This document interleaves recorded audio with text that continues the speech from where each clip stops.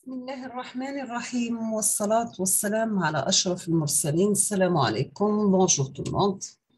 Dans cette vidéo, je vais partager avec vous solutions d'exercice sur l'application de la transformée de Fourier sur les signaux non périodiques.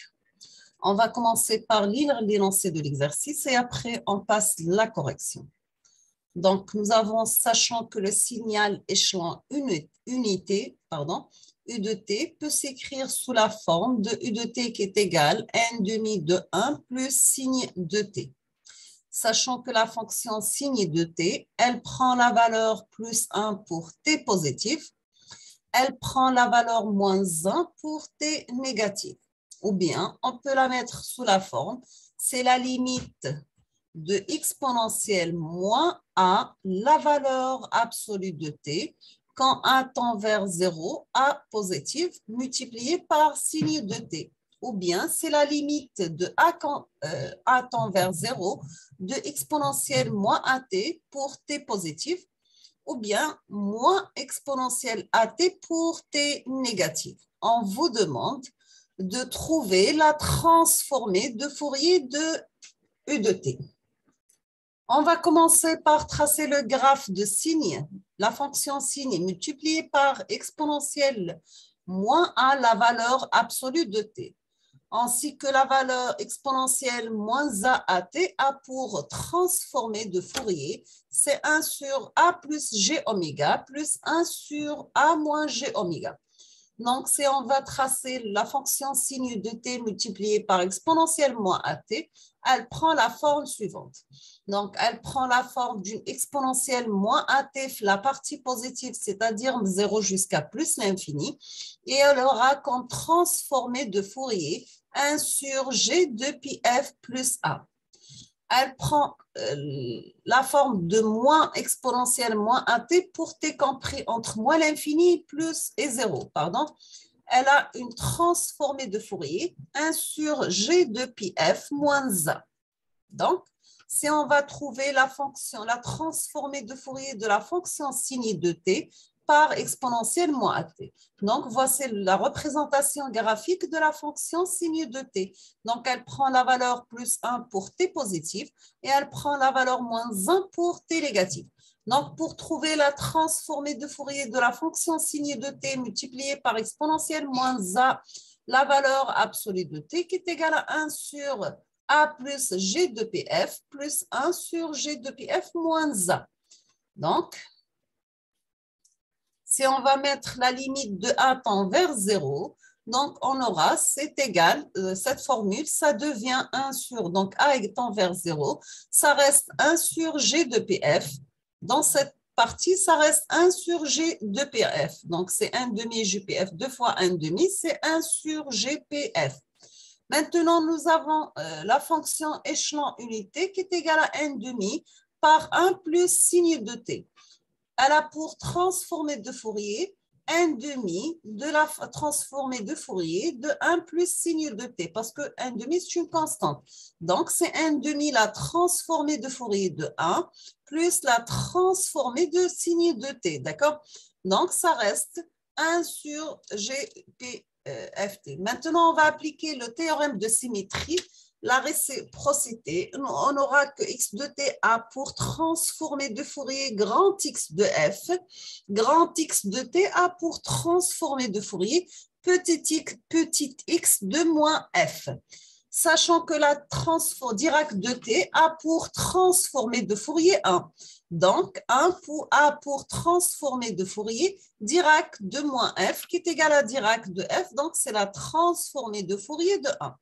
On va remplacer dans la formule de l'échelon. On obtient que la transformée de Fourier de l'échelon U de t égale 1 demi la transformée de Fourier de 1 plus la transformée de Fourier de la fonction signe de t qui est égale à 1 demi Dirac de f plus 1 sur gpf. Si on va remplacer oméga par 2pf, on aura que la transformée de Fourier de l'échelon U de t égale à pi multiplié par Dirac de oméga plus 1 sur g oméga.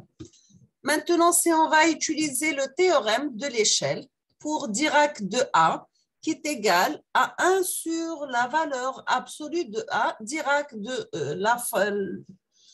la fonction multipliée par la variable multipliée par A.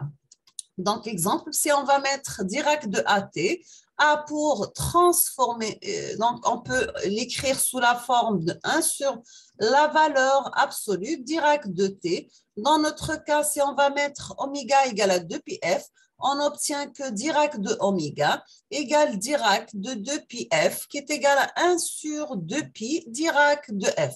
Donc, si on veut avoir Dirac de f en fonction de Dirac de oméga, on obtient que Dirac de f égale à 2π Dirac de oméga. Je vais proposer un autre exercice sur toujours la transformée de Fourier des signaux non périodiques. On vous demande de trouver la transformée de Fourier pour les signaux suivants. Nous avons le signal S de t qui est égal à rect de t. C'est un signal rectangulaire d'amplitude égale à 1, la période égale à t, centré 0. Donc, si on va tracer notre signal, donc il prend la valeur A entre moins t sur 2 et t sur 2, et il prend la valeur 0 ailleurs. Nous avons un autre signal S1 de t qui est égal à 1 entre 0 et 2. Donc, il est centré φ1. Donc, pour S de t, on peut l'écrire sous la forme de A rect de t sur une période grand T. Donc, qui est égal à grand A, c'est t en valeur absolue inférieure ou égale à t sur 2, égale à 0 ailleurs. On appelle ça une fenêtre rectangulaire d'ouverture ou bien de période égale à grand T et d'amplitude égale à grand A. D'accord? Donc, si nous avons S de t qui est égal à grand A, c'est t en valeur absolue, soit inférieure ou égale à t sur 2, égale à 0 autrement. Si on va faire le passage domaine temporel, domaine fréquentiel, on obtient que la transformée de Fourier de S, c'est S de f, c'est un calcul, on doit calculer un intégral qui varie de moins l'infini à plus l'infini de notre signal S de t multiplié par exponentielle moins g de pi ft dt. Donc, c'est un intégral qui varie de moins t sur 2 jusqu'à t sur 2 de a par exponentielle moins g de pi ft dt.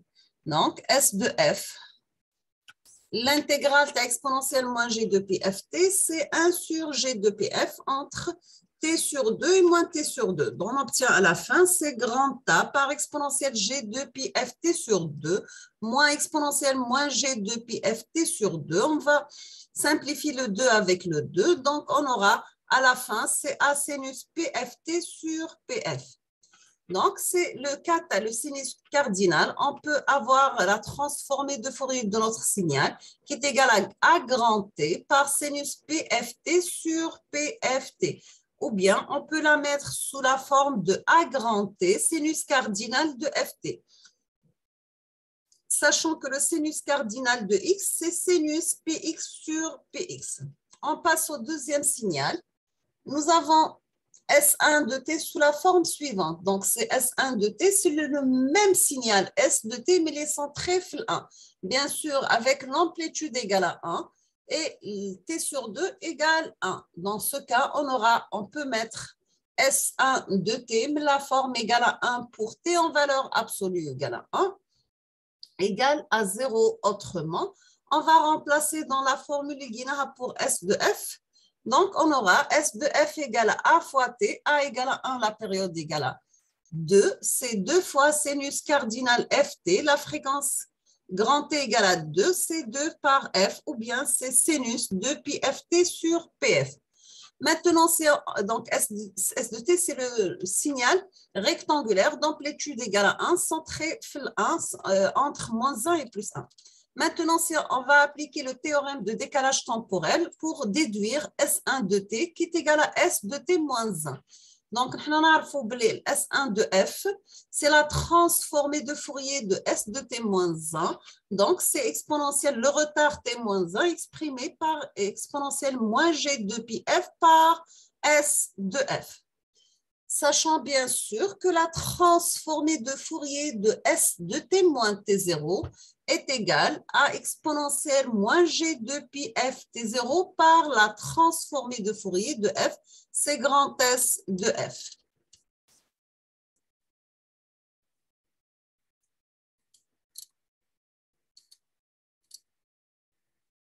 Maintenant, on passe de vous demander de tracer le graphe et trouver la transformée de Fourier pour le signal suivant. Nous avons le signal S de t, c'est notre exercice. Donc, exercice 3, c'est tracer le graphe et trouver la transformée de Fourier pour le signal suivant. S de t égale à 1 pour t compris entre moins 1 et 0, égale à 2 pour t compris entre 0 et plus 1, égale à 1 pour t compris entre 1 et 2, 0 autrement. Donc, si on va tracer S de t qui est égal à 1 entre moins 1 et 0, égal à 2 entre 0 et 1, égal à 1 entre 1 et 2.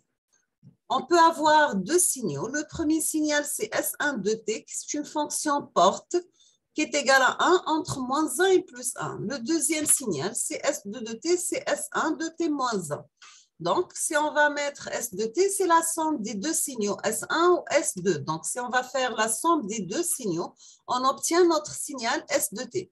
Sachant que pour faire le passage, la transformée de Fourier, donc on aura grand S de f égale la transformée de Fourier de S1 plus S2 qui est le décalage, qui est le même signal sans trèfle 1, donc c'est exponentielle moins g de pi f, S1 de f.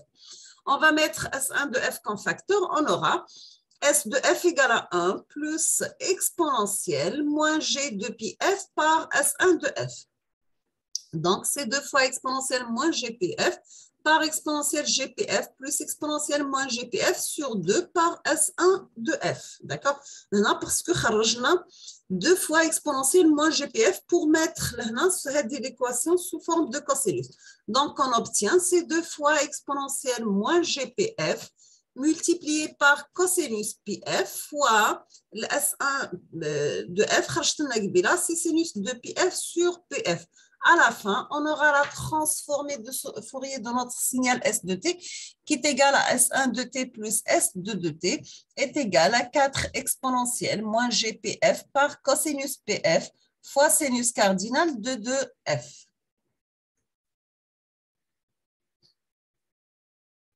Donc, nous sommes arrivés à la fin de cette vidéo. Je vous remercie infiniment pour votre attention. N'hésitez pas si vous avez des questions et à la prochaine vidéo, Inch'Allah. Merci beaucoup.